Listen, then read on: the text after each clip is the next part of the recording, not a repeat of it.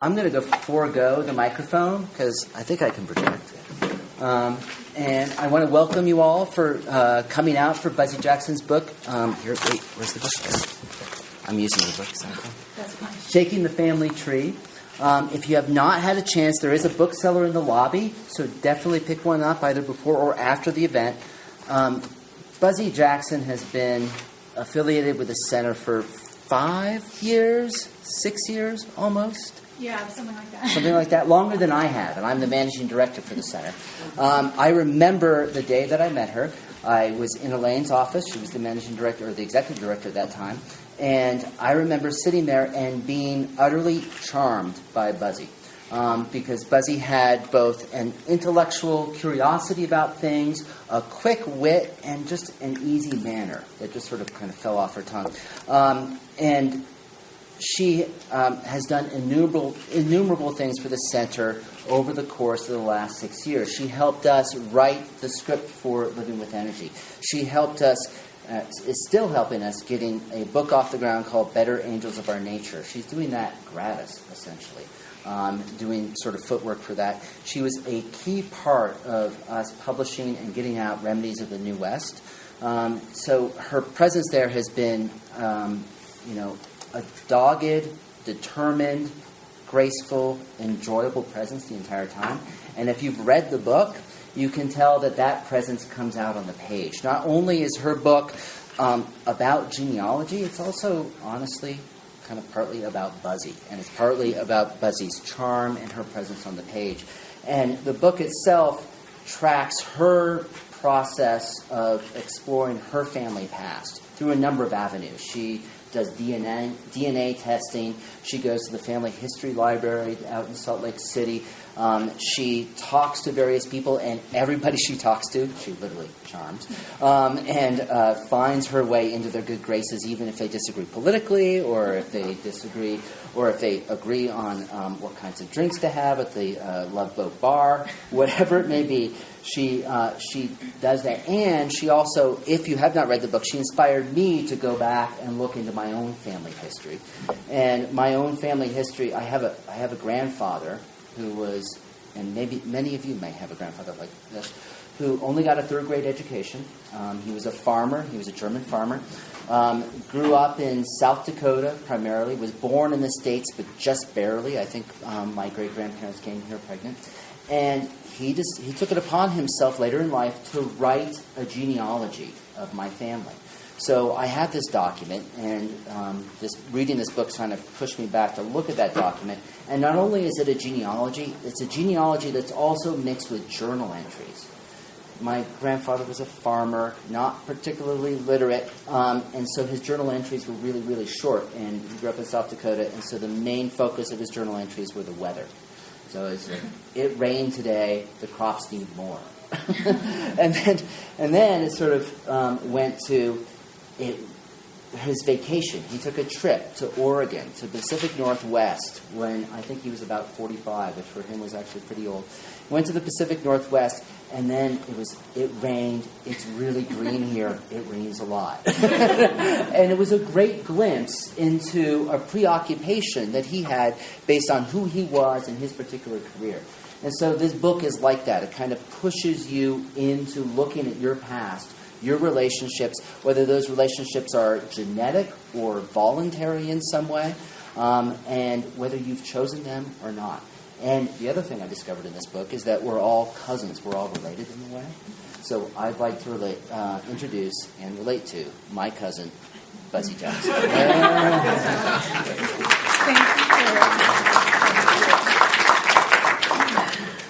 you. Yes, my cousin. You are all my cousins. And you're all each other's cousins, actually. Let me insert my phone here. There we go. Well, it is so special for me to be here tonight. Thank you so much for coming. It's special for a number of reasons. One is, of course, my relationship with Center of the American West. And I just really want to thank Kurt and Honey, who's here in front, and all my friends there, especially Patty Limerick, who have just, when I first moved here 6 years ago, it was just immediately, I was so fortunate to find really both an academic home at the Center of the American West, but also just sort of a familial kind of home with friends there, and I have so many relationships that either started there and have continued in other places, or started there and are still there. So it's really wonderful. I also see a couple of former students here tonight. I've taught for the Center of the American West as well. So that's a treat. And also some friends from the Boulder Genealogical Society, which of course played a big part in this book. So thanks so much for coming. I really appreciate it. I'm just curious, before I start, how many folks in this audience have done any genealogical research on their own families? Okay, quite a few. Marianne, you don't count. She's the president of the Genealogical Society. And how many of you have thought about it, but have never really gotten around to doing it? Yes, that was definitely me a few years ago. I was trained as a historian, but I somehow went through 7 years of graduate school without ever researching my own history. And so it was after graduate school that I got into this. I thought today what I do is tell you a little bit about how this project got started, my own interest in it, and then I thought I'd show you a very brief, there's a 2-minute video. The term of art is a book trailer. As you know, films have trailers and now books have trailers too. And a friend of mine who's a filmmaker in LA took it upon herself to make a book trailer for me, for my book. So I thought I'd show that to you. It's on YouTube, and some people may have seen it already, but it's a nice little overview of the book. We'll do that probably in maybe in 5 minutes or so. No, it's good. I'll let you know. And it gives you kind of a little overview. You can see some of the people who are actually in the book, which is kind of neat. One of whom I talked to today, which is my cousin in Mississippi. And I said, so have you seen the book trailer? And she said, what's that, dear? And I said, the book trailer? And she said, where is that? And I said, it's on YouTube. And she goes, oh, we don't have that here. Okay. I said, well, you're in it, so I'll send you the link. And so hopefully she's going to see it. She's awesome. She's in the book. And then there are some handouts that went around, and hopefully you have those. And those are just a little overview of sort of how to get started with genealogy. So when it comes time to the question and answer period, that's sort of a launching point. If you have any questions about that, or you can just take it home and get started. And Marianne, I hope those pass the muster with you. She's a real genealogist. I still consider myself an amateur. So I thought I would and then we'll read a very brief passage from the book as well, and then we can kind of open it up to Q&A. So I thought I'd talk a little bit about how I first got interested in genealogy, and especially sort of as a book topic. And I think really it started when I was in graduate school. I did a Ph.D. in American history at Berkeley, and I taught and studied American history there. And during the course of teaching those classes, there are a few questions that always came up from the undergrads, aside from, can I turn my paper in late, which was, one was, why don't they write more histories of normal people? Of regular, real people, as opposed to generals or kings or queens. And, I gave these students the typical answer that historians give people, which is, well, those people didn't leave as many written records in the form of, whether it's diaries or whatever. And so it's much harder to actually do research about, normal people. And that sort of mollified them a little bit, but not for long. And then and so that was sort of a kind of thing that I can never quite get out of my mind, because it's something that historians always want to do, is to do histories of real people. But it is hard. It is hard.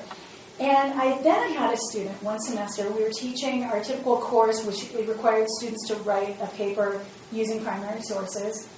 And so first we explained, what primary sources were. These are documents that have not been interpreted by somebody else. They're as close as you can get to sort of raw data. And most of the students got the gist of it, and they turned in their papers. Excuse me. And this one student turned in this paper, and her research was just phenomenal. I mean, I really had never seen anything like it. The kinds of sources she used, it went way beyond, newspapers or things like that. She was using, 19th century city directories of Toronto, and she was using very early phone directories from the early 20th century, things like the censuses, military records. And I was really blown away, and I asked her, I knew she didn't cheat, because it was better than any paper that you could buy online.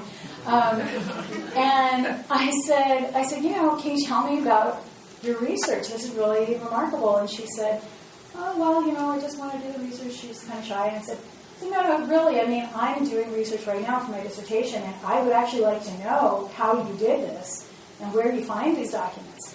And she said, well, actually, my hobby is genealogy. And I said, oh, that's interesting. So I learned a lot just from her, just from having a conversation with her about this. And I was really impressed, obviously, and I went to a professor of mine there and told him about it. I said, it's just fantastic. I mean, she does this genealogy. She knows all about these sources. I've never even heard of these sources. Maybe this is something we could learn more about, in grad school, or we could do a course on this or something. And he just kind of scoffed, basically, and said, oh, genealogists, that's, they're sort of in the same category with, Civil War buffs and military reenactors. And, sort of laughing, and I thought, that's lame. That just, it really annoyed me. First of all, I was very snobbish, obviously, and it completely ignored the reality of, what amazing paper she'd written. And I also started thinking about the students I had had in previous courses. In a course that was a big survey that included the Civil War, I had a Civil War reenactor guy in my class as a student. And honestly, that guy knew more about the Civil War than anyone teaching at UC Berkeley. So, it really started to irritate me, this attitude toward sort of, for lack of a better word, amateur historians. And plus, I was just interested in it. So that's sort of how I first got interested. Also, during this time, I was living in Oakland, California, and working on my dissertation that was focused sort of on African American history. And I got this letter in the mail that was just a form letter, really, and it was from the NAACP, and to Buzzy Jackson. And I opened it up, and it was a picture of Bill Cosby, and it says, Dear Buzzy Jackson, we are a proud people. And I thought, are we? Who are we? Who are you talking about? And I thought, I see, this is probably some algorithm of, my last name is Jackson, I live in West Oakland, I'm maybe I'm black, that's fine. But it did get me thinking, because I thought, I have family in the southern United States, I didn't know that much about them. I thought, maybe I am part African American. I had no idea, and I realized I really had literally no idea, and I'd been studying African American history, so that also piqued my curiosity. The last thing was, once I moved here, I had a baby, and as anybody who has gone through that experience either as the mom or the dad knows, as soon as you get pregnant and you go to the doctor for the first time, they hand you a sheet of 3 pages of family medical history questions. And basically this is, how did everybody in your family die? What was their cause of death? And I was really shocked, because I could barely fill this form out. I mean, maybe a third of it I could fill out. And I was concerned not only for my own health, but also, obviously, for that of my child. And I thought, I just don't really know the basic details. And I think also having a child, of course, makes you really, really come to terms with the idea of the cycle of life and things going on ahead of you. And the idea that this child I was going to have was going to have, only half of my DNA and half of my husband's. I suddenly became much more interested in my in-laws, because what are they handing down to that kid? So all of these things sort of fed into it. And I was very lucky to get hooked up right away with the Boulder Genealogical Society, and they were so incredibly helpful. If you read the book, there's a lot about them, because they were so great. And if that's something you are interested in doing and you live in Boulder, I would highly recommend calling them up, because they're the best. So that's kind of how I got interested. I think what I'll do now is I'll show this little book trailer. We have that in Boulder. And we have YouTube here. And then I will do a little very short reading from the book. And then, we can sort of open it up for a conversation. So if you could do that part. My name is Buzzy Jackson, and this is the story of how I came to write my book, Shaping the Family Tree. I spent 7 years getting a Ph.D. in American history, but when I had a baby, I realized that the only history I knew was other people's history. I knew hardly anything about my own family. My mom's side of the family is Jewish. They came to the United States in the early 20th century from what's now the Ukraine. My dad's side is the Jacksons. Jackson is the 20th most common surname in the United States, which doesn't make it any easier to trace their history.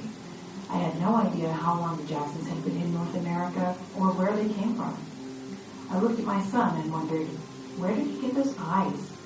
His love of music, his taste for adventure. And finally, I asked the questions we all eventually ask ourselves. Who am I, and where do I come from? So I started looking.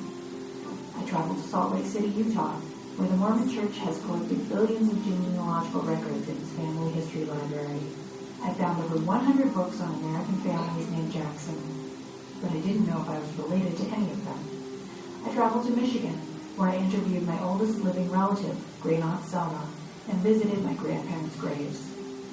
I even bought a ticket for a genealogy cruise. We sailed right past Ellis Island, where my ancestors had arrived almost a century earlier. I met professional genealogists and learned some research skills. I even visited Caribbean cemeteries, but I didn't find any ancestors there. I had to go to the American South for that. I brought Cousin Mooner along for the ride through Tennessee, Alabama, and Mississippi. We found a lot of food. We found a lot of relatives. We found our family homestead. We found documents in the local library. And after a lot of searching, we finally found our ancestors in an abandoned Alabama cemetery. Some of their graves dated back before the Civil War. We discovered that we were related to a family of Jacksons from colonial Virginia. Our family had been in this country for 400 years. I wish I'd known that back in grad school when I was studying the 13 colonies. For the first time, I felt as if I were a part of that history. At least now my son will know. He'll know he's related to these people, and even these people. Shaping the Family Tree, Blue Bloods, Black Sheep, and other obsessions of an accidental genealogist.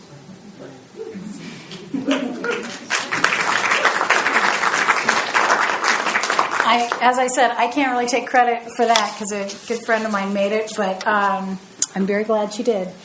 Such a nice little overview. I don't even have to do the rest of the talk, I guess, because you guys know. I'm just kidding.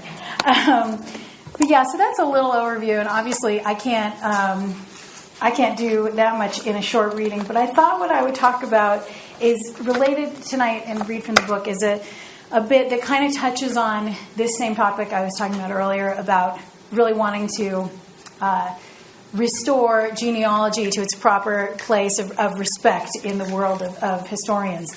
And this little section I'm going to read comes from the chapter where I'm on the cruise, the genealogy cruise that's mentioned in the film.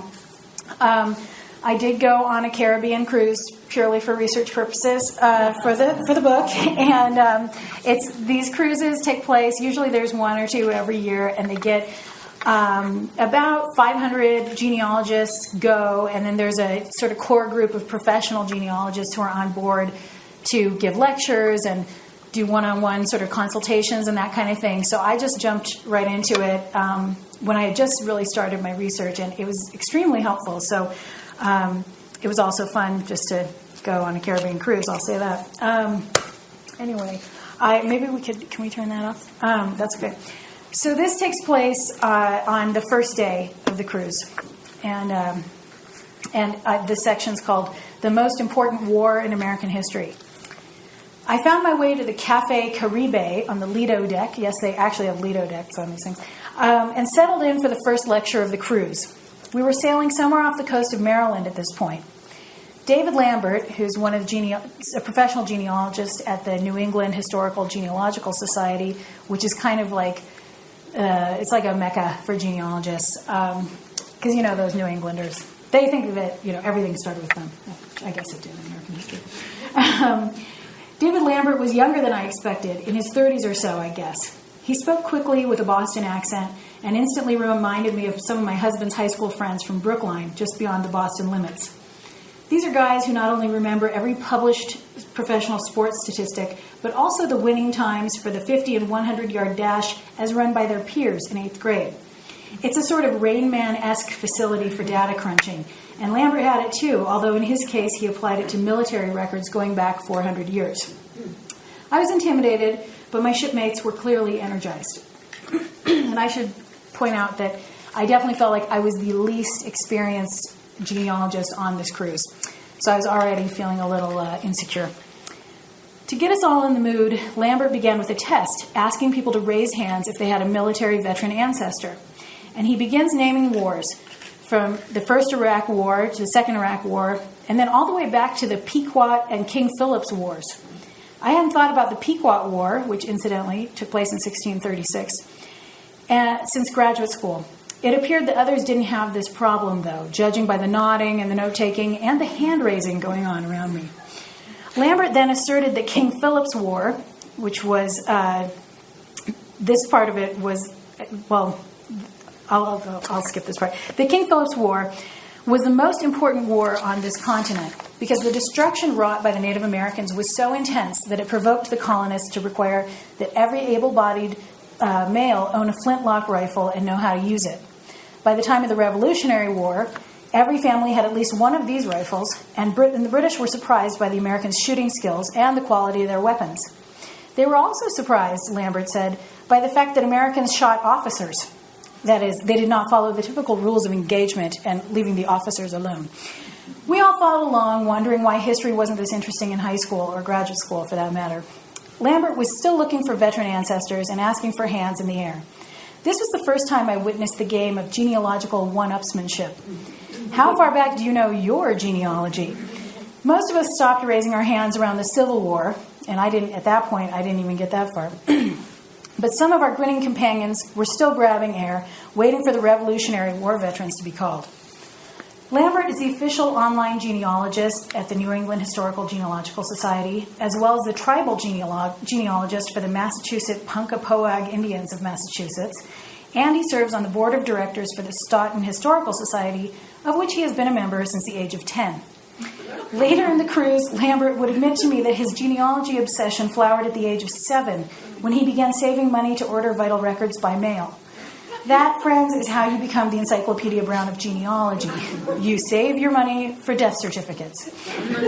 His fans here clearly loved him for it. Lambert acknowledged the attrition rate among the hand raisers and offered this nugget of genealogical counterintuition. I'm seeing fewer hands go up as we get further back, he said.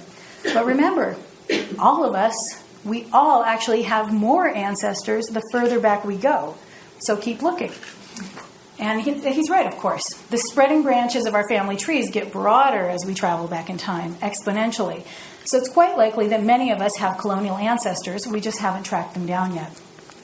Lambert scoffed at our frustrations with colonial record keeping.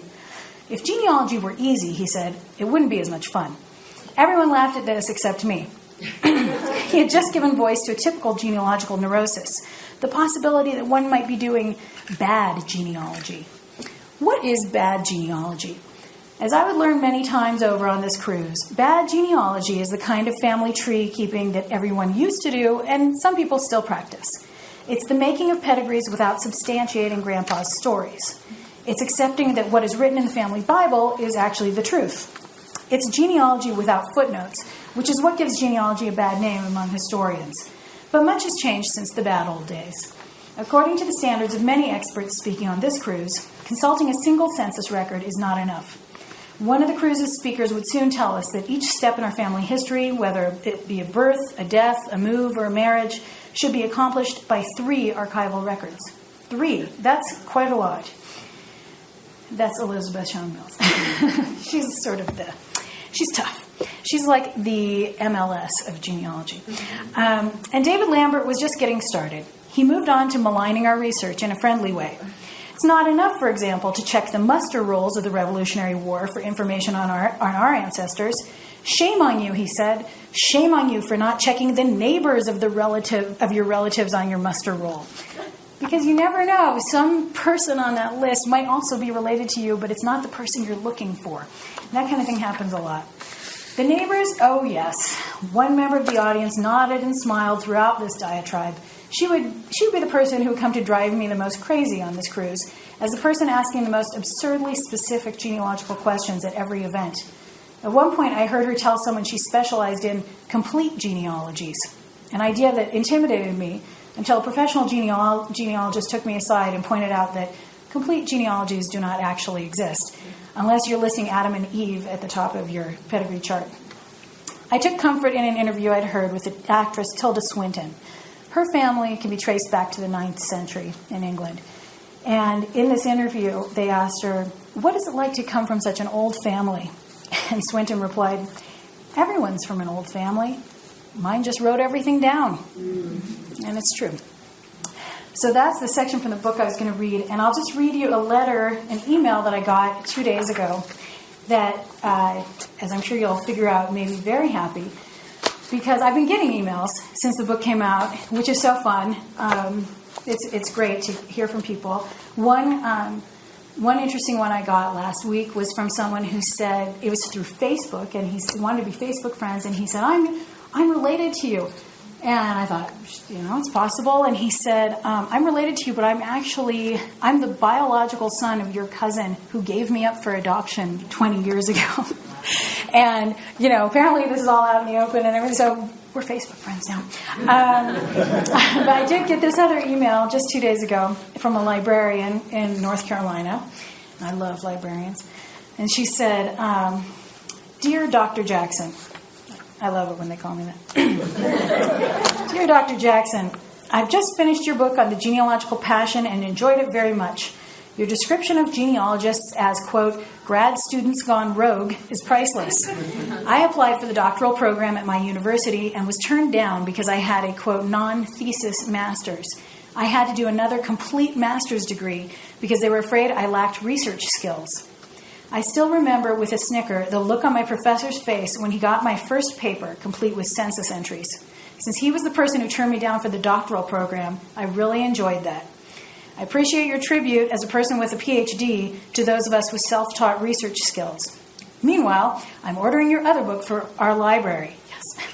Please keep writing. Sincerely, Ann Gomez, head librarian, Gastonia, North Carolina." So, that's the kind of thing I really love, because I think, the people I met through genealogy, they're so smart, and they do this stuff. I do use that line, the grad students gone rogue, because what I found is that there's no really more miserable cohort of people on earth than graduate students. They just complain constantly, myself included. And, we complain about not finding what we need in the archives or having to stare at microfilm for hours a day, whatever. And then I met all these genealogists who do this just for fun. They don't complain. They just spend their free time going to cemeteries and staring at microfilm. And it really made me sort of rethink my whole attitude during grad school. Too late for me, but still, it was a good experience to have. So I think, let me see what time it is. I can either take you through a little bit of this sort of how to get started, or I can just open it up at this point for questions if folks have questions. So I'll kind of see where you're at with that. Any questions? Sure, yeah. I have a question. Yeah. You said your side of the family is Jewish. I've been told that because, especially the First and Second World War, all those records were destroyed.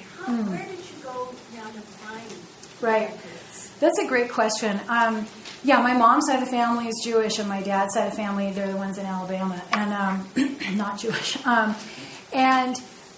actually had a great experience with the Jewish Genealogical Society of Colorado. There is one. And a woman, Ellen Coet, who is the president of it. I spoke with her for a while.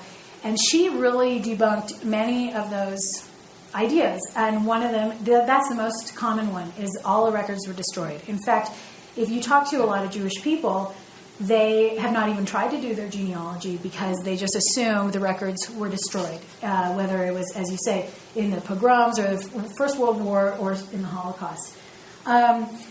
What's interesting is when I went to the Salt Lake City Family History Library that's run by the LDS Church, I met with their chief archivist for Eastern Europe. And this guy, I mean, he speaks Polish, Russian, Hungarian, everything. He's been to all of these countries over and over again, to all of their archives.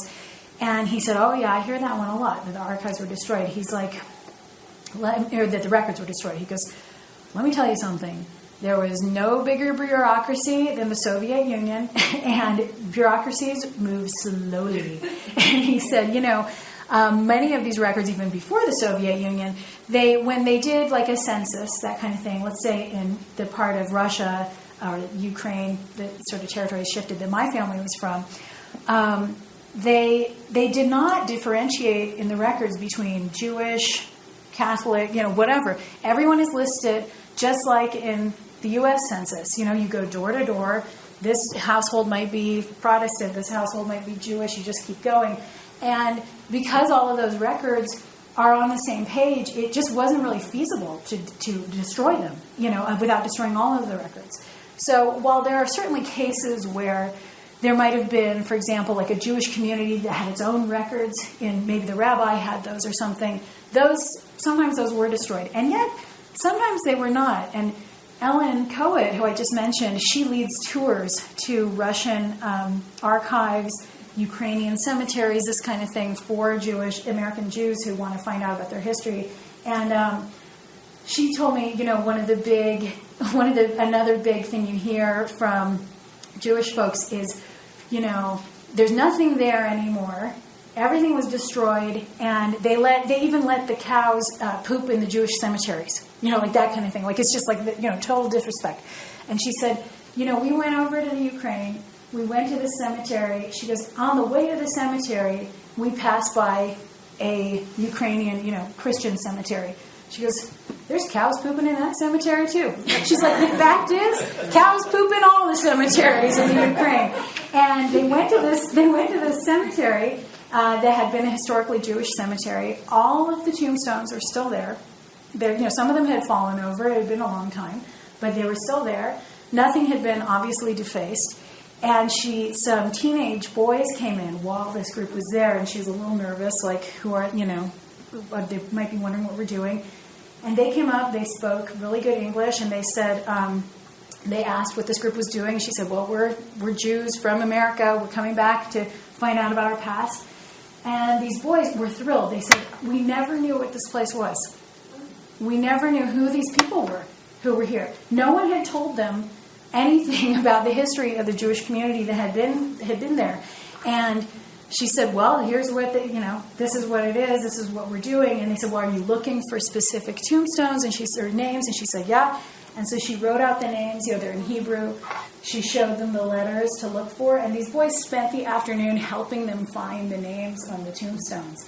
And she said, without their help, they wouldn't have even found half of these names. And it was really a huge educational experience for her, because she realized that really most of the young people in Eastern Europe just have never really, they're not anti-Semitic, they're completely ignorant of what that Jews even used to live there at all. So it's really, the Jewish piece of it is pretty fascinating, and in fact, as far as records being destroyed, I think that's something that happens in general, just for any ethnic group, like less than people think. Just because it's so time-consuming to destroy records, frankly. It's not a priority. Yeah. Yeah. In your research, I have two questions. Yeah. Did you find anything that elated you the most, and did you find anything that gave you the most trepidation or scared you? Yeah, that's a good question. I think one thing that happened that was sort of a bittersweet, it was happy and sad, was, if you ever ask somebody who's a genealogist, how to get started, the first thing it will say is to talk to your relatives, talk to your oldest relatives, preferably, since they have the oldest memories. And so I did try to do that, and so I went and saw the woman in the video, my great-aunt Selma, who was living in Detroit at the time, and she was in a sort of assisted living facility. She was, at the time, 98 and in very good health. And I had seen her before, but I hadn't seen her for a few years. And I hadn't really seen her with the express purpose of talking to her about, how she came to America. She was born in Russia and came over. So I did that, and I brought my son. You probably in the photo you can see me and my mom and my son are both in the photo. He had never met her, so that was just great. And about 4 or 5 weeks after we came back, she very unexpectedly passed away. And the drama of that kind of thing happening, it was totally shocking because, like I said, she was in really good health, and I didn't go there because I thought she was going to die. I was so happy that I had been there, and that I had not only that I got the information, but that I had kind of, sort of paid my respects to her experience and her knowledge and her wisdom. That I had that opportunity, because you never know when that opportunity is going to go away. So that was great. I would say on the side of, something disturbing, something like that, it's interesting. I actually just had a phone call. I did an interview today with somebody who read the book and emailed me. And this is one of those emails you get that it just sends a shiver down your spine, because it's a very... It just came out of the blue. It was interesting. She emailed me. She's a professor at, I think it might be at Brandeis. She said, I really enjoyed your book. I'm calling because I run a program that is about the legacy of families who own slaves, which is my family, which is my dad's family. And she said, and we have this national program that talks about the legacy of slavery, both on the part of people who are descended from slaves and people who are descended from slaveholders. And you are descended from slaveholders, so how would you like to be a part of it? And I thought, yeah, I do want to be part of it, because, what an incredible, it's just an amazing, it's actually really an amazing program they have. So I actually just spent an hour today talking to her about, my feelings about that. How does one sort of come to terms with this? And one interesting thing she said is, when we get people together who are the descendants of slaveholders and the descendants of slaves, the main thing that the descendants of slaves ask of the other party is they ask for acknowledgement, just acknowledgement that this happened, and they ask for information, because it is really the information that they want the most, because it's so, that's what gets lost, in the whole process of slavery. And when she said that, I thought, oh yeah, I write about it in the book, and there is information in here, but, when I first came across the wills of my, 17th century colonial Virginia ancestor, in which he bequeaths 3 slaves to his children. I just thought, okay, this is really intense. It's not surprising objectively. Obviously, he was a white farmer in Virginia in the 17th century, but to know that that's actually part of your own family history is very chilling, and it's very profound. So I actually feel really grateful that this woman contacted me, because it's hard to even know what to do with that information, So I would say that's one of you. Mm-hmm. That sort of casts a pall and everything. Oh, slavery. Yeah, Marion. So, are there other places in the world where people are as interested in genealogy as here, like in Asia? Mm-hmm. Yeah, it's a good question. Definitely in England, in the British Isles and Europe, it's huge. There's that TV show that came out here called Who Do You Think You Are, that was on NBC last year, and it's been renewed for a new season. And, they have like celebrities come and they do their genealogy. That actually started in England, and it's like American Idol in England. It's huge. They have an annual conference in England, of Who Do You Think You Are conference, where 50,000 people go every year. Yeah, so that's huge. Now, in other places in Asia, it's interesting because there's different, every culture and cultural group has its own sort of way of keeping track of family histories. And I read an interesting thing about Yo-Yo Ma's family, and he's from China. His family's from China. And his family left China in right sort of before the Cultural Revolution, and they went to France. And they really didn't go back to China for a long time for obvious reasons. And when they did, they were interested in finding out about their history, but part of the sort of program, of Mao's program, was to erase the past. And so the traditional Chinese way of keeping track of genealogies, they would do it in sort of, rather than each family keep its own genealogy, usually each village kept sort of a central genealogy of the entire village, and there would be one huge, or a series of huge documents in a central place in each village that these genealogies were kept going back, thousands of years. And so the vast majority of these documents were destroyed during the Cultural Revolution. But for some reason, Yo-Yo Ma's family, the Ma's, I guess, their ancestor, I guess, right around the time that this was happening, stole one of these documents and hid it in the wall of their house. And then it was forgotten about. And he didn't tell anybody about it because it was dangerous to have done that as a crime. And it was only when they were tearing down the house in 20 years ago that they found this rotting document. And in fact, it had 600 years of his family's genealogy and other families in the town genealogy in it.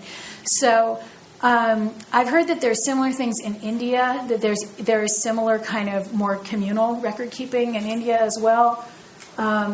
And in terms of the mania for doing genealogy in those places, I'm not totally sure. I mean, I think in some places it's just more people. Some places I think they keep track of it more easily simply because people live in the same place for longer. I mean, I remember when I was in college, I was an exchange student, did a study abroad thing in Spain, and I was in Barcelona, and I got it there, and the first week I was at the University of Barcelona, I was doing my best to introduce myself to all these Spanish, friends there who I hope to make. And everyone I would meet, I would say the same thing that I would say to somebody if I was meeting them at UCLA, where I went to college, which was, "Oh, hi, so where are you from?" And I just got this blank stare. I was saying this in Spanish, so that wasn't the problem. But they would say, Barcelona? We're at the University of Barcelona. Where else would I be from? I'm from Barcelona, you idiot. And whereas, if you asked a student at UCLA, who knows? It could be anywhere in the world they came from. And that's when it hit me that, right, in most places in the world, people stay put. Their families stay put. And I know a woman here in Boulder whose her parents are from Germany, and she wanted to get into genealogy, and so she learned sort of the older form of German so that she could read it. And when she goes, I was like, okay, this is going to be so hard. This is Mona. And she said, this is going to be so hard. First I have to figure out how to read this old German, and then I'm going to go to Germany. And she went to the town her parents came from, and literally, it was like Yo-Yo Ma's family. 500 years of her family's history was in one church in this town in Germany, where they had always lived, and they had always been in the same profession, and everyone was named, Hans or whatever, literally, it was all there. She was like, oh, okay, that's done. So yeah, I'm not sure how, obsessed people are everywhere, but certainly in places like here, like Canada, where there's, countries of immigrants, it's a really big deal, obviously. Yeah. Well, I have a couple of questions. And they seem contradictory, but I don't know if they're not, because you haven't answered them yet, so I don't know if they seem contradictory. But, okay, it seems like one of the morals of the story is that everyone is a cousin. Yeah. And we are all quite hybrid, and the desire to have some kind of pure line of descent, that's not going to happen. No. So that there's kind of a happy, all these categories that we have worked so hard to divide ourselves up in, that's not really coming out. Right. So am I right in thinking that's the moral of the story there? But then I have a second thing, which is I realized that I thought, why am I a little prejudiced against genealogy? And then I realized it was all the miserable human beings whose surname is Limerick, who have written me over the years, and they always begin with the same stupid first sentence that says, I saw your op-ed piece in the New York Times, and of course I am not interested in your work, but I did notice your last name. Right. What's you? What you? And so I would always refer them to my father-in-law at that point. So I guess, and that made me think that there's, what I didn't like about genealogy, I thought, or people who are preoccupied with that, was that what I like about being an historian is that I am everyone's everyone's significant to me in the past, and I don't care if they're biologically related to me. Right. And to say, oh, that John C. Fremont, I don't care about him, we're not related. I mean, I can't be doing that. Right. That's what I really like about the history thing, is that all of the people of the past are our concern. And the genealogy thing seems to narrow it to the my people, and the others are fading off into the edges. So, so on one side, it seems like it's really a very happy we're all kin. And on the other side, it says, no, we're not. More importantly, you're kin. Or, so, and I don't know how to balance that out. No, I know what you mean. I mean, I think that's, I think I was once prejudiced too, Patty. You are so enlightened. Luckily, the scales have lifted from my eyes. No, but I think that one thing that it takes, it's sort of like the counterintuitive thing that David Lambert says about how, you think you don't have an ancestor in King Phillips War. Well, actually, you have better odds of having an ancestor way back then than you did in having an ancestor who fought in Vietnam, just because of the numbers and the math of genealogy. And in fact, to me, that's really like the answer, is that the mathematics of genealogy are pretty clear cut. And the fact is, once you get, with the expansion of ancestors with each generation, the notion that the connection to, say, one's, great-great-great grandmother is, personal. It's personal. Like, that's why you're interested. But you also have, at that point, I mean, I'm not going to be able to do the math, but like 32 other great-great-great-grandmothers at that point. Do you know what I mean? And so the concept that you are just trying to maintain these very personal kind of my own family relationships through time like that, it's kind of really evaporates pretty quickly, I would say, in the sense that I think what it does is it helps you, it helped me anyway, it helped me be interested in aspects of history, for example, that I didn't think I was interested in. So in that sense, I think you could make the argument either way. You could say, well, like I could say, I'm not really interested in military history, per se. So I'm not really going to study military history. And yet, when I found out that, 7 generations ago I had an ancestor who fought in the Revolutionary War, suddenly it's much more interesting to me. And so in that sense, I think it opens up, it broke down my own prejudices against certain, aspects of history or certain places in the world that I didn't think I was interested in. Do you know what I mean? Can I introduce you to the limericks? Just kidding. Yeah. Well, it's funny because with Irish history and Irish, Irish Americans have sort of a big group who do, because of course there was such a huge migration from Ireland. And there's a person in the book who I read about a fair amount, John Granum, who's really like the foremost Irish genealogist, and he's very funny. He did a great lecture on how to do Irish genealogy and the special problems associated with it. And in his very Irish dark humor at the end, he said, are there any questions? And there was a pause, and he said, it's all right. If you don't want to admit you're Irish, I'll just meet with you later. But there are special problems with Irish genealogy because during the Irish Civil War in like 1922, whenever it was, there was a huge battle that was essentially fought at like the Irish version of the National Archives. So if you can imagine, you have in 1922, automatic weapons in, right there in Washington, D.C. This would be the equivalent. It was in the four courts of Dublin. And it's very disputed exactly what happened, but basically their National Archives blew up. And the only records that survived were whatever had been taken into the reading room that day. So the equivalent of all of their censuses had been completely burned. And if you ask anyone who's Irish American who does genealogy, don't even bring it up because it's like, it's the worst. And so the Irish have done a lot of work to try and reconstitute this information by going to every tiny parish church in Ireland and getting their baptismal records and sort of doing this. And they've done an amazing job of really trying to recompile this information. But every genealogist, the thing is, every genealogist, wherever their family came from, they have some equally terrible story about something that happened, to them. But in fact, I think Four Courts is probably the closest that, this idea that all the records were destroyed, that might be the only place that they were all destroyed, was Ireland, was Dublin, in the 1920s. So anyway, that's just neither here nor there, but just sort of. Yeah, see? They need your help, Patty. They need your help. Yes. Well, I think from listening to all that's been said, a viewpoint that I probably didn't have before is this seems very expansive to me.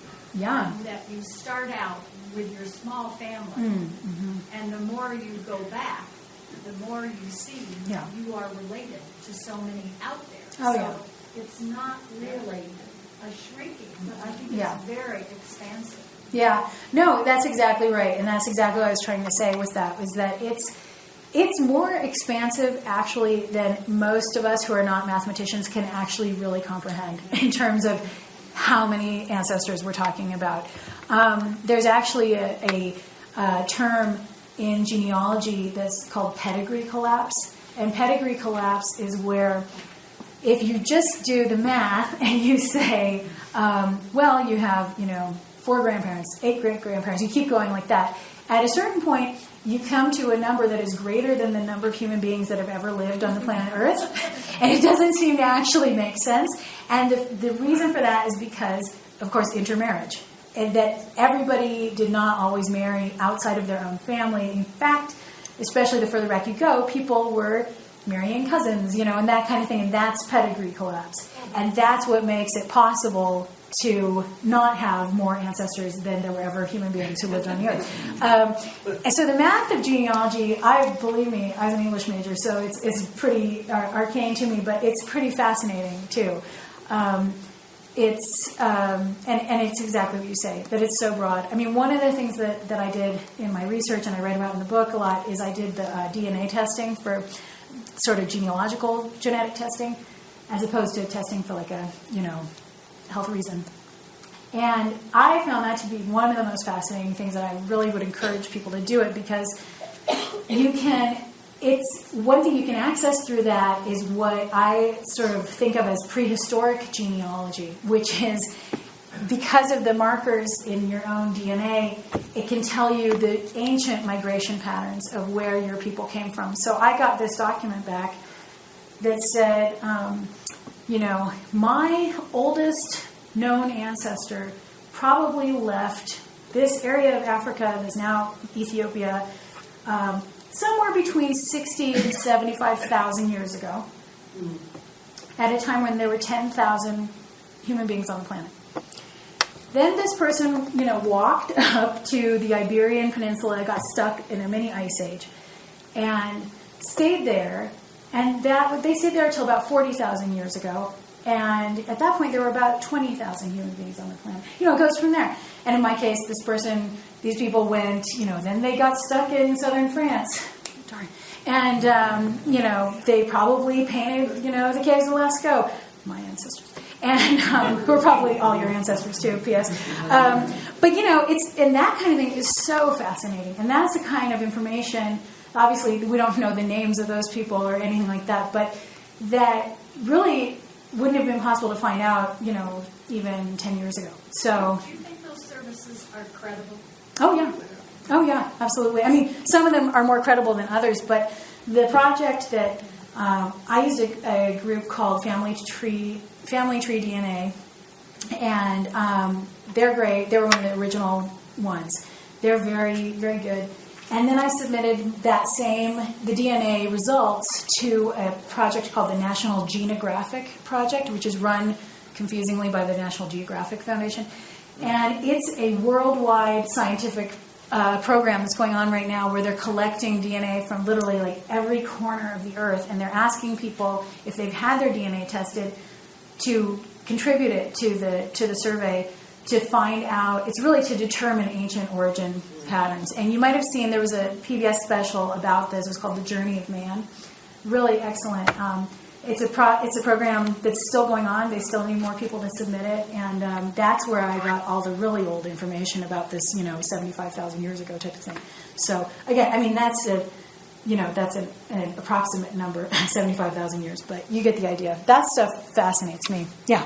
Well, I'm interested. I'm an anthropologist who studies kinship in the United States. Oh, yeah. This is totally fascinating. Oh, awesome. And I was just curious, about, the United States really focused on blood, Yeah. as being kind of evidence of kinship. Yeah. I was wondering if there's room in doing genealogical research where we call it social kinship. Mm-hmm. Who's important to your family or Yeah. to you. Yeah. If you weren't blood related or related by marriage.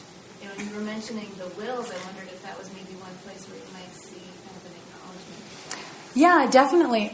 No, I mean, I think that's, in a way, the comment that the genealogist makes in the part I read about looking for the other people on the muster roll, who are not your ancestor.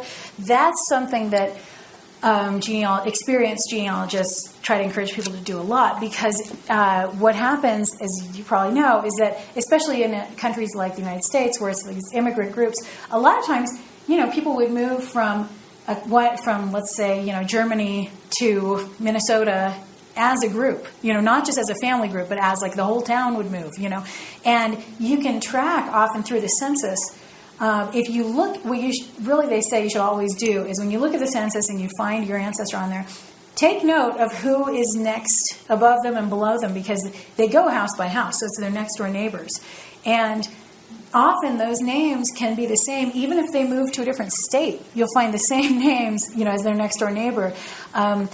And so that's something that I've talked to a lot of genealogists who have done that, or who have, often found information about their family by contacting this family that was their family's best friends. And I think it's a really good point, because as we all know ourselves, think about your ancestor, your own descendant, 3 generations from now, who wants to find out about you and who you were, if they knew nothing about your friends. All they knew about was your family. And as much as I love my family, my friends are a huge part of who I am in my life. It would be nice to think that they would somehow be able to access that. So yeah, I think that's the main way I can think of, is just through these census, looking next door neighbors. But I'm sure, it comes up more than that in letters and stuff like that too. Yeah. Yeah. So if you're not going to go, Buzzy's not going to go for the complete. Right. Now, I got 75,000 years back, Marianne. At what point do you decide, I've gone back as far as I need to?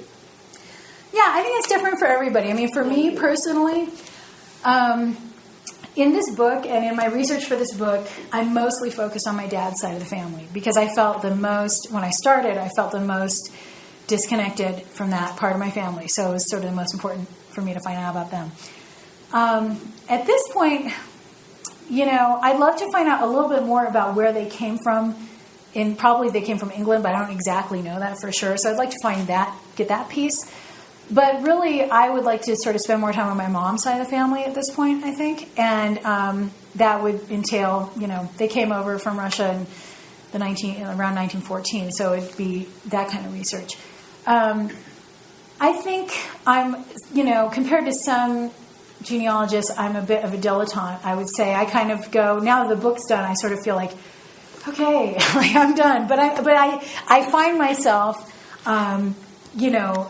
being interested, certain questions kind of keep nagging at me. So I think probably it would be that. I'm also really interested, especially after talking to this woman about the descendants of slaves and slaveholders, and trying to put whatever information I have about that aspect of my family's history out there for people. And, who knows, maybe I could connect with somebody, a descendant of someone who was enslaved by my ancestor. That would be, as somebody who studied African American history a lot, would be really amazing to me, and I would love to do that. So, I would say those are the main areas for me. But I've found a lot of people who are really hardcore genealogists, what they do is I know, especially women who they do their history to a certain point, they might get stuck, then they do their husband's stuff, and then they kind of keep branching out, and again, as we were talking about, it's so expansive, it could go on and on forever, so it's really up to the individual, how far they want to go. Yeah. What kind of roadblocks have you come across? Because I know doing my own family history that we got to a certain point back in like the early 1800s that we had so many changes in our last name. Oh, yeah. Because it's Kenny. And so a lot of that, it's like, well, does it branch off of McKenna? Do they start adding E's into it? Yeah. And that's been the toughest part, is trying to figure out, like, we get to a certain point and then it just stops. And I mean, did you encounter any of that? And, like, how did you get past it? Yeah, I mean, one of the, like, original sort of questions or problems that I faced, and probably you would face as well, is that, you know, with Jackson being the 20th most common surname, on the one hand, like, there's a lot of Jacksons out there, so probably some of them are related to me, but on the other hand, there are so many Jacksons out there. Like, how many of them are related to me? That, for me, was one of the main reasons I did the DNA testing, was because it immediately cleared a path of, like, all of these Jacksons who were descended from, you know, who are related to Andrew Jackson or Stonewall Jackson or, like, those groups. I am not related to them. I'm related to Kate Jackson of Charlie's Angels, though, so that was cool. More important Jackson, really, if you think about it. But that really did help, because there's just, it sort of immediately separated this whole group of people from, you know, any possibility that I could be related. What it also did is how did I first get in touch? Oh, okay. So I went on the genealogy cruise. On the cruise, I'm interviewing genealogists, of course, because I'm, you know, writing this book about genealogy. And one of these genealogists says, "Well, I want to interview you because you're doing this book about genealogy." So she videotapes this interview with me, and she said, "I'm going to put this on my website." And so she did. We got back from the cruise. And within about 2 weeks, I get an email from this woman who says, "Oh, you know, my husband is from the Jackson line, and I don't know, maybe we're related." And I said, "You know, maybe we are. I haven't done that much research yet." And she said, "Well, have you done DNA testing?" And I had, but I hadn't really done anything with it yet. You know, I had gotten the results, and I was kind of like, okay. I said, "Well, yeah." And she goes, "Okay, well, if you're like this group, this haplotype, you know, which is the information I give you, then you're part of the same line." So, you know, 2 seconds later, I discovered I shared that same haplotype. And she said, "Oh, great. I'm just going to send you like 400 pages of your family history now."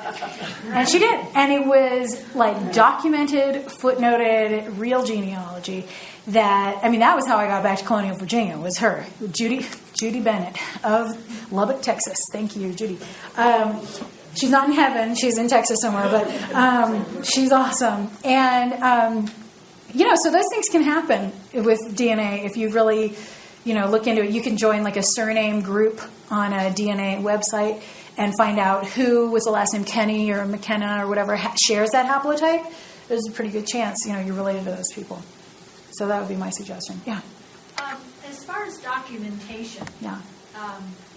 I can see kind of two things where you write down, you know, the little family tree and names and the birthdates. Yeah. But do you also, or do others, collect newspaper articles, writings of maybe people had diaries? How do you bring all of that into the equation? Right.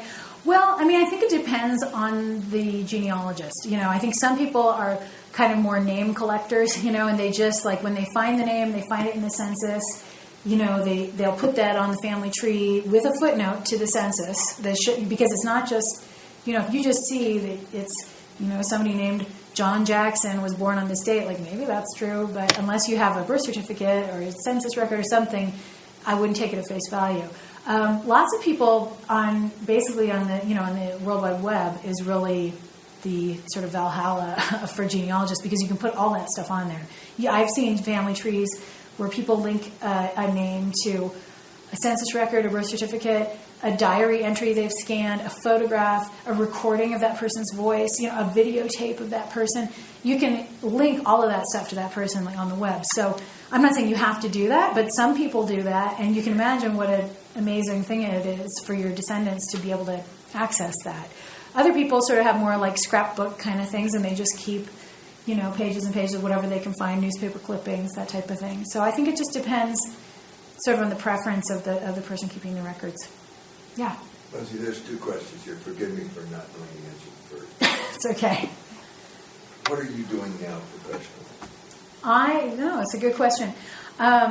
I am working on a new book proposal. So I'm working on a new book project, which is not related to genealogy. And that's basically what I'm doing. I'm just sort of doing like being a writer. I'm not really teaching history or anything right now. You're independent Yeah. of an institution. Exactly. Okay. I'm not totally independent because, of course, I'm still affiliated with the Center of American Life. But yes, I'm not being paid by them. Let's put it that way. It seems to me that the difference between you and Patty as rebels is that she had a Prehistoric Jackson tournament in front of her. And so there is established inside the institution a medley, as it were, of Western historians for her to effect assault. I was going to say to destroy. Yeah. to change. Sure, yeah. To turn around. Mm-hmm. You don't have that yet within the institution, so you're going to have to become the Prehistoric Jackson tournament. I don't think I'm related to him. Yeah. How are you going to institutionalize this discipline? You know, I am probably not going to institutionalize it personally, just in the sense that I think that there's a group of genealogists out, professional genealogists. This woman I mentioned in passing, Elizabeth Schoen Mills. She is a genealogist who she's written several books about, they're not just about genealogy, they're about how to do proper genealogy. And the way I like to think of it is that this woman pretty much single-handedly wrote the equivalent of the Chicago Manual of Style by herself, as opposed to like 700 graduate students slaving away in Chicago somewhere.